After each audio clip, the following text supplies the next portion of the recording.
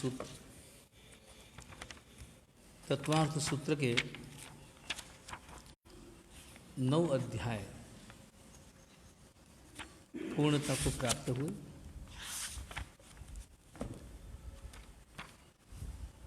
प्रारंभ में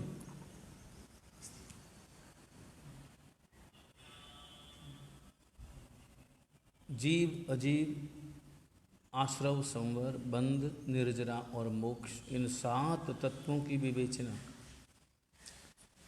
आचार्य भगवंत ने फरमाई। इन 7 तत्वों में से जीव तत्व का विवेचन, अजीव, आश्रव, संवर, निर्जरा, बंध, इन सब का विवेचन हो गया। अब केवल एक ही तत्व का विवेचन बाकी रहता है और वह तत्व है मोक्ष। इस 10वें अध्याय में मोक्ष तत्व का विवेचन है। 9वें अध्याय में संवर और निर्जरा का विवेचन था और अब 10वें अध्याय में मोक्ष का विवेचन।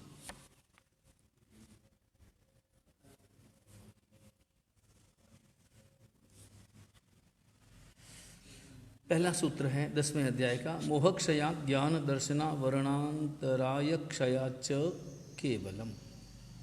केवल ज्ञान कैसे प्रकट होता है?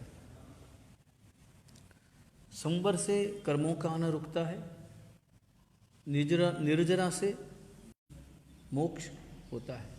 8 कर्मों के 2 भेद, 4 घाती कर्म हैं और 4 अघाती कर्म हैं।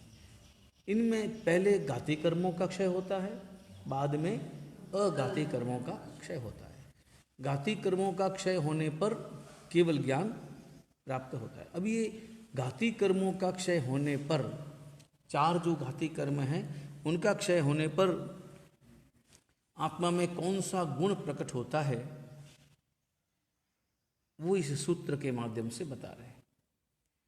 मोह क्षयात और ज्ञान दर्शना वर्णांतराय क्षयाच। मोहनीय कर्म के क्षय से, फिर ज्ञानावरणीय कर्म, दर्शनावरणीय कर्म और अंतराय, इनके क्षय से केवल ज्ञान प्रकट होता है। अब यहाँ पर और स्वाभाविक रूप से इन 4 जब घाती कर्मों का क्षय होता है तो 4 गुण आत्मा के प्रकट होते। ज्ञानावरणीय कर्म के क्षय होने से केवल ज्ञान प्रकट होता है। दर्शनावरणीय कर्म के क्षय से केवल दर्शन प्रकट होता है, अनंत ज्ञान, अनंत दर्शन। और उसके बाद में अंतराय कर्म का क्षय होने से अनंत वीर्य प्रकट होता है और मोहनीय कर्म का क्षय होने से अनंत चारित्र प्रकट होता है। बराबर। अब यहाँ पर एक समझना जरूरी है, ये सूत्र अपन जब 8 कर्मों के नाम पढ़ते हैं तो पहला कर्म कौन सा बताते हैं? ज्ञानावरणीय। उसके बाद में ये घाती कर्मों में, उसके बाद में घाती कर्मों में तीसरा मोहनीय आएगा, चौथा अंतराय। बराबर। तो भी यहाँ पर पहले तो मोह की बात कही, बाद में ज्ञान, ज्ञानावरणीय, दर्शनावरणीय और अंतराय की बात कही और उसमें भी सूत्र में पूरा समास नहीं किया। मोह क्षयाद, तो क्षयाद ये जो पंचमी विभक्ति है ये डबल है। मोह क्षयाद और आगे केवल दर्शनावरण अंतराय क्षयात च, वहाँ भी क्षयात, यहाँ भी क्षयात। तो ऐसा सूत्र बनाने की क्या आवश्यकता थी? ज्ञानावरणीय, दर्शनावरणीय, मोहनीय और अंतराय, इनका क्षय होने से केवल ज्ञान प्रकट होता है। तो इसमें पहले मोह की बात कही और उसके बाद में ज्ञान, दर्शन और अंतराय की बात कही और उसमें भी पूरा समास नहीं किया, अलग पद बना दिया। मोह क्षयाद अलग पद है और ज्ञान, दर्शन, वर्ण, अंतराय, क्षयात च, क्षयात ये अलग पद है। च कह करके दोनों को जोड़ा है आपस में, तो ये बात समझ में नहीं आई। तो यहाँ पर समझो कि ये जो 4 घाती कर्म हैं इनका कभी भी एक साथ क्षय नहीं होता। 4 घाती कर्मों में सबसे पहले क्षय किसका होता है? मोहनीय कर्म का क्षय होता है। लेकिन मोहनीय कर्म का क्षय होते ही केवल ज्ञान नहीं होता। मोहनीय कर्म का क्षय कौन से गुणस्थानक में होता है? 12वें गुणस्थान, क्षीण मोह, मोहक शपक जिसे कहें। 12वें गुणस्थान के अंत में मोहनीय कर्म का क्षय हो जाता है। उसके बाद मोहनीय का क्षय होने के बाद ज्ञानावरणीय, दर्शनावरणीय और अंतराय, इनका एक साथ, इन तीनों कर्मों का एक साथ क्षय होता है। लेकिन पहले मोह ने, इसलिए देखो पहले मोह कहा। हालांकि कर्मों की गणना में पहला कर्म ज्ञानावरणीय है, तथापि पहले यहाँ पर मोहनीय शब्द का प्रयोग किया, इसलिए ये बताने के लिए कि पहले क्षय मोहनीय कर्म का होता है और उसके बाद में तीनों एक साथ। इसमें क्रम नहीं है कि पहले मोहनीय का होगा और होने के बाद अब पहले ज्ञानावरणीय का होगा, फिर दर्शनावरणीय का होगा, फिर अंतराय का होगा और इस प्रकार बाद में केवल ज्ञान प्रकट होगा। नहीं, मोहनीय कर्म का क्षय पहले होता है और उसके बाद में तीनों ही घाती कर्मों का क्षय एक साथ होता है। बराबर। अंतर कितना रहेगा? अंतर मुहूर्त का। मोहनीय कर्म का क्षय होने के बाद इन तीनों कर्मों का क्षय होने में अंतर कितना रहेगा? अंतर मुहूर्त का। बराबर। तो यहां पर यही बताते हैं इस सूत्र में कि मोहनीय कर्म का क्षय और ज्ञानावरणीय, दर्शनावरणीय और अंतराय, इस प्रकार इन चारों ही घाती कर्मों का क्षय होने पर केवलम यानी केवल ज्ञान प्राप्त होता है। चारों गुण एक साथ, केवल ज्ञान, केवल दर्शन इत्यादि आत्मा के जो गुण हैं वो प्रविष्ट हो जाते हैं, प्रकट हो जाते हैं। उसके बाद में बताते हैं कि इन घाती कर्मों का क्षय होता कैसे है, उसमें निमित्त क्या है, कारण क्या है। तो बताते हैं कि बंध हेत्व भाव निर्जराभ्याम, ये अगला सूत्र है। बंध हेत्व भाव निर्जराभ्याम। अब यहां पर निर्जराभ्याम ये द्विवचन का प्रयोग है। तो निर्जरा में द्विवचन कैसे होगा?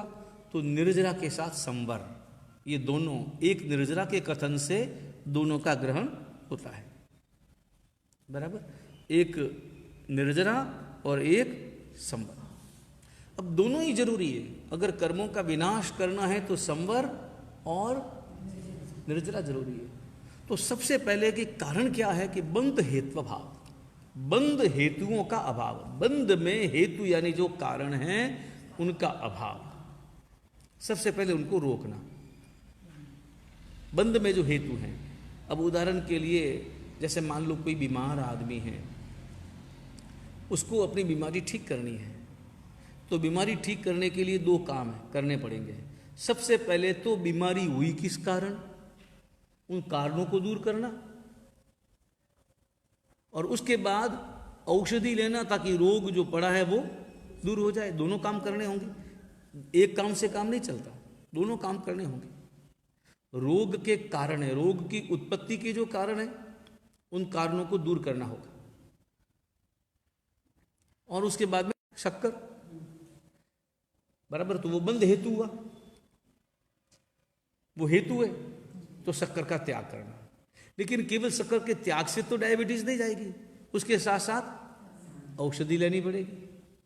तो दोनों काम, बराबर। तो बंध हेतु भाव निर्जराभ्याम, बंध हेतुओं का अभाव तथा संवर और निर्जरा से, इनसे मोहनीय आदि, मोहनीय आदि ज्ञानावरणीय, दर्शनावरणीय और अंतराय, इन कर्मों का क्षय होता है। तो सबसे पहले क्या करना चाहिए? बंध हेतु कौन है इनको जानना, पहचानना कि कर्म बंध के कारण क्या है, और बंध के कारण क्या है वो पहले अच्छी तरह से बता चुके हैं। क्या क्या है बंध के कारण? हैं? बराबर, वही है। बराबर, मिथ्यात्व, अविरति, प्रमाद, कषाय, योग। बराबर। संवर और निर्जरा और बंध हेतु का अभाव। इसमें ऐसा भी कर सकते हैं कि बंध हेतु का अभाव और निर्जरा, यहाँ पर भी द्विवचन का प्रयोग हो सकता है कि एक हेतु तो है बंध हेतु भाव और दूसरा है निर्जरा। निर्जरा में दोनों तत्वों को शामिल करना होगा, संवर और। अच्छा यूं कहें बंध हेतु भाव वही संवर है, बंध हेतु भाव क्या है, संवर है। तो संवर निर्जराभ्याम, ऐसा भी सूत्र कह सकते थे, मगर थोड़ा खुलासा कर दिया कि जब तक बंध के हेतुओं का संपूर्ण रूप से अभाव नहीं होगा और साथ में निर्जरा होगी तभी, बराबर, तभी कर्मों का, घाती कर्मों का क्षय होगा।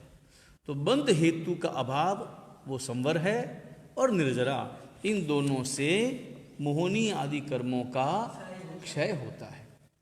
तो पहले ये बताया कि क्षय से केवल ज्ञान होगा। अब प्रश्न होता है कि कर्मों का क्षय करना कैसे, किससे होता है? तो दो बातें, बंध हेतु का अभाव और निर्जरा, संवर और निर्जरा, इनसे कर्मों का क्षय होता है। अब क्षय होने पर मिलता क्या है? तो तीसरा सूत्र है कृत्स्न कर्म क्षयो मोक्षः। अब यहां पर जोर दिया है, इस सूत्र में जोर दिया है कि कर्म का क्षय होने पर, यहां आठों ही कर्मों के संबंध में बात बताई गई है। अगर आठों ही कर्मों का क्षय हो जाता है, और होता ही, जिनका घाती कर्मों का क्षय हुआ है उनका अघाती कर्मों का विनाश अवश्यंभावी है, अनिवार्य है। जब तक आयुष्य है तब तक अघाती कर्म शेष हैं। आयुष्य पूर्णाहुति के क्षणों में अघाती कर्मों का भी स्वतः क्षय हो जाता है। लेकिन हमें कौन से कर्मों का क्षय करने के लिए पुरुषार्थ साधना है? घाती कर्मों का क्षय करने के लिए। अघाती कर्मों का क्षय तो अपने आप ऑटोमेटिक हो जाता है। अब यहां पर बताते हैं कि कर्म क्षयो मोक्षः, आठों ही कर्मों का संपूर्ण क्षय होने पर प्राप्त होता है मोक्ष। ये कर्म क्षय का परिणाम है।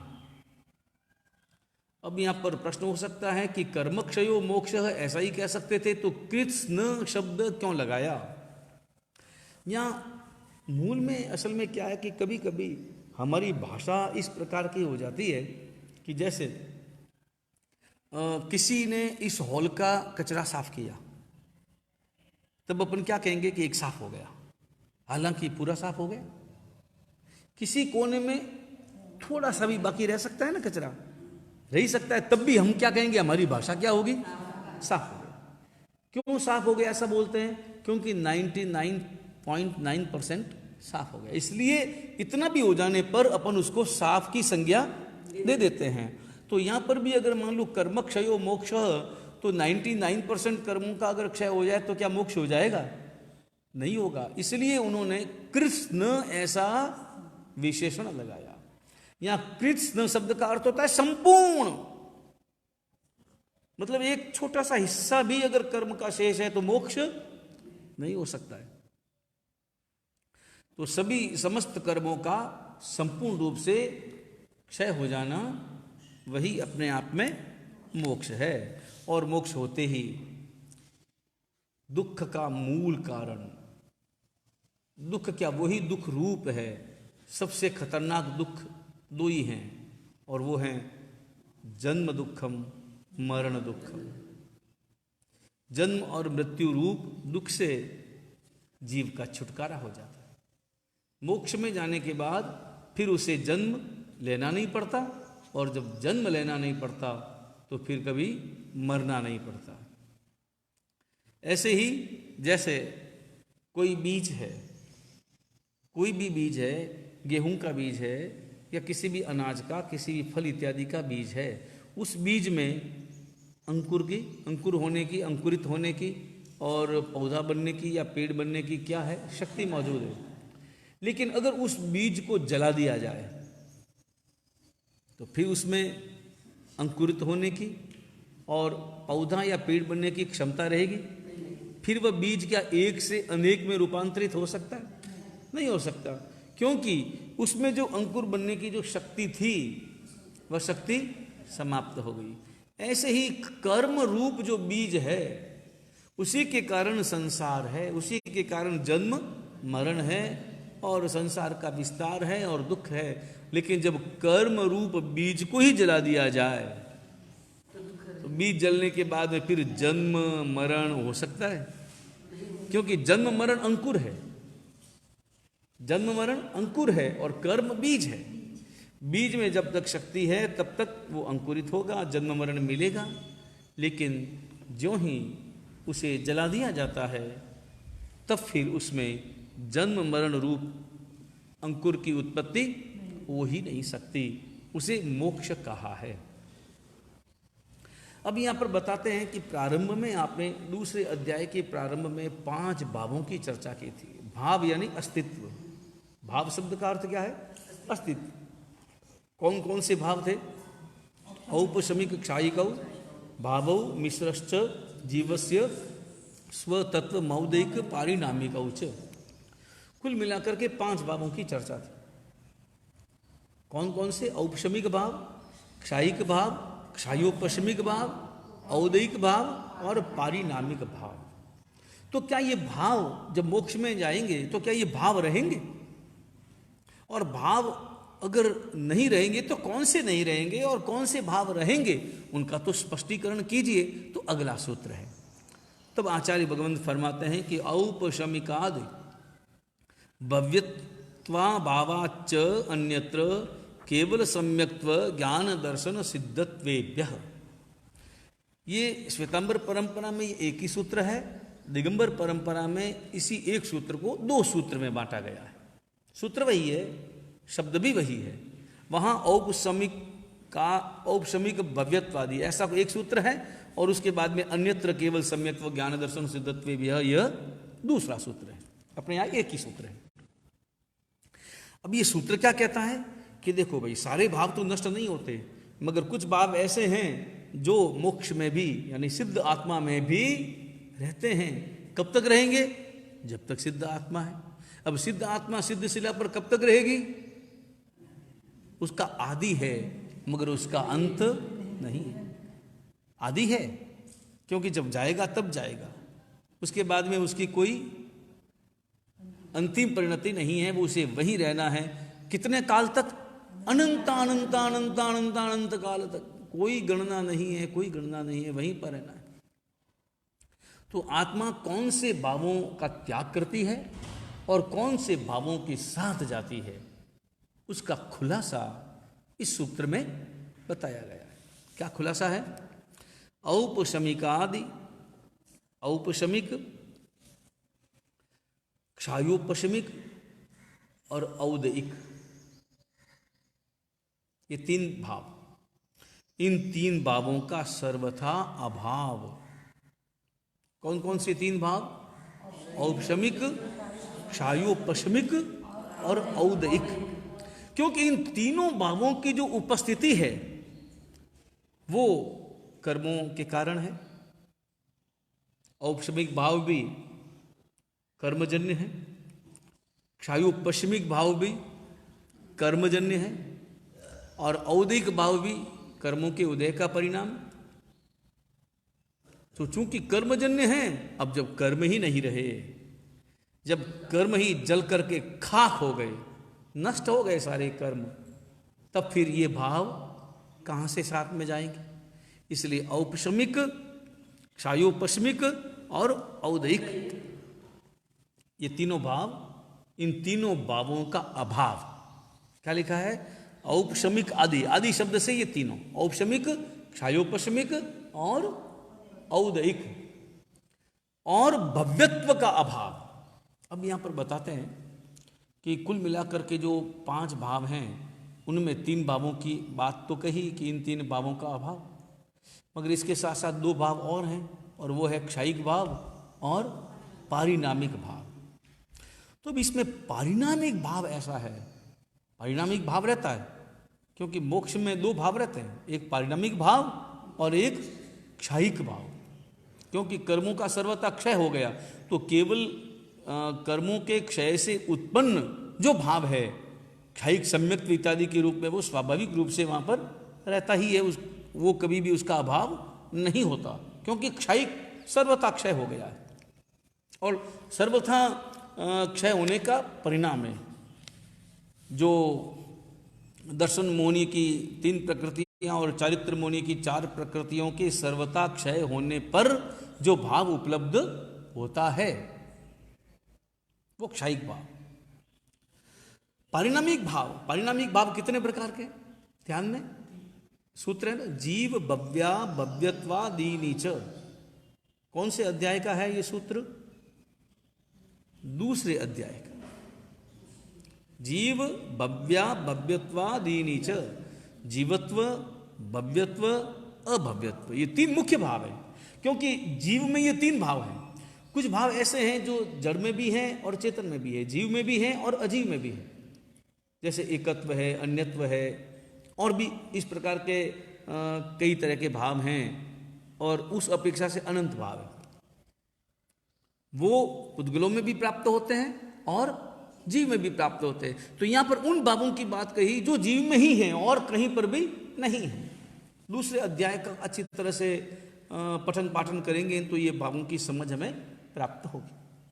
जीवत्व भाव, अजीवत्व भाव और भव्यत्व भाव। नहीं, जीवत्व, भव्यत्व और अभव्यत्व। अजीव तो है नहीं, जीव में अजीवत्व कहां से आएगा? तो जीवत्व, भव्यत्व और अभव्यत्व, ये 3 भाव ये जीव में ही होते हैं। जो भव्य है उनमें भव्यत्व होगा और जो अभव्य है वो उसमें अभव्यत्व होगा। बराबर, जीवत्व सब में होगा। तो यहां पर बताते हैं कि उनमें से भव्यत्व और अभव्यत्व, इन दोनों में से तो एक ही होगा।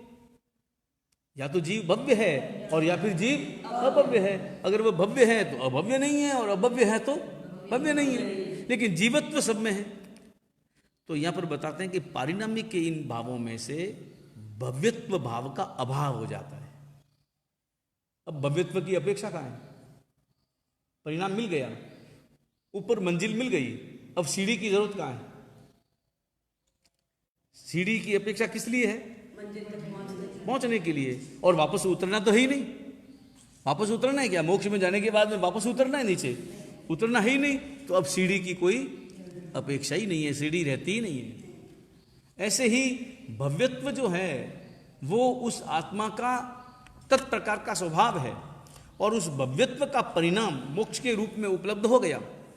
भव्यत्व का परिणाम प्रारंभ में सम्यक दर्शन के रूप में उत्पन्न हुआ और सम्यक दर्शन के रूप में उत्पन्न होते ही उसकी भव्यता प्रकट हुई।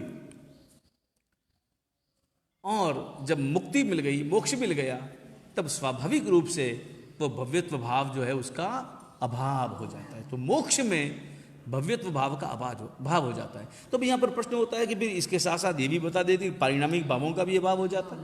नहीं, जीवत्व है और अन्य जो भाव है जिनमें एकत्व है वगैरह वगैरह, अन्य जो भाव है तो उनकी उपस्थिति तो रहेगी। क्योंकि जीव है तो जीवत्व तो रहेगा, वो पारिणामिक भाव जो है वो तो रहेगा ही रहेगा। इसलिए यहाँ पर इस सूत्र में पारिणामिक शब्द का प्रयोग न करके केवल भव्यत्व शब्द का प्रयोग किया है और लिखा है कि भव्यत्व का अभाव। तो फिर साथ में क्या जाते हैं? तो बताते हैं कि साथ में जाते हैं केवल सम्यक्त्व। केवल सम्यक्त्व का अर्थ होता है क्षायिक सम्यक्त्व और ज्ञान दर्शन, ये उनके सिद्धत्व। ये सिद्धत्व जो है वो भी क्षायिक भाव है। सिद्धत्व जो है ना वो क्षायिक भाव है। तो सम्यक्त्व जो है वो भी क्षायिक भाव है। केवल ज्ञान वो भी क्षायिक भाव है, क्योंकि क्षय के परिणाम स्वरूप जो प्राप्त हुए हैं। तो सम्यक्त्व, केवल ज्ञान, केवल दर्शन, सिद्धत्व इत्यादि, ये क्षायिक भाव जो है वह साथ में रह जाते हैं। यानी वो सिद्ध गति प्राप्त आत्मा में साथ में रहते हैं। अभाव किनका है? औपशमिक, क्षायोपशमिक, औदैहिक भावों का और इसके साथ साथ भव्यत्व का।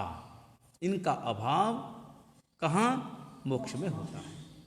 बराबर, ये सूत्र समझ में आ गए। अब अगला 5वां सूत्र है तदनंतर मूर्ध्वम गच्छत्या लोकांतात्। अब यहां पर कहते हैं कि भाई जब कर्मों का क्षय हो गया तो कर्मों का क्षय होते ही आत्मा का होता क्या है? क्योंकि जब तक कर्म है तब तक तो हलचल मची रहती है, यहां से वहां जाना है, वहां से वहां जाना है, वहां से वहां जाना है। अब जब कर्मों का ही विनाश हो गया तो अब करना क्या है? करना क्या?